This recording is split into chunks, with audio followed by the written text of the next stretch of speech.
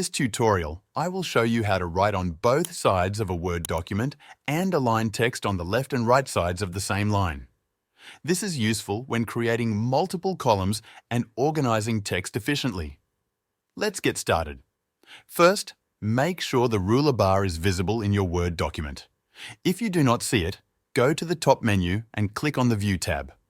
In the options that appear, check the box for Ruler.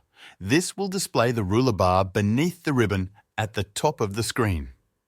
Now, decide where you want to separate your text into different sections. Move your cursor to the ruler at the top of the document and right-click in the position where you want to create a new column or text separation. This will allow you to control the alignment of your text. Next, press the Tab key on your keyboard. This moves the cursor to the position you set in the ruler. Now, when you start typing, the text will align according to the tab stop you created. If you need to adjust the position, you can drag the tab marker on the ruler. To align text in different ways, select the tab stop and choose the alignment type. If you want the text to be centered, click the Center Alignment option. If you want it to be right aligned, click the Right Alignment option. You can also combine different alignments within the same line to create a structured layout.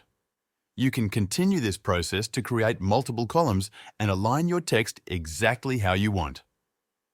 Each time you need a new column, set a tab stop in the ruler, press the Tab key and start typing. Adjust the alignment as needed to organize your content effectively. This method helps you structure your document without inserting tables or additional formatting elements.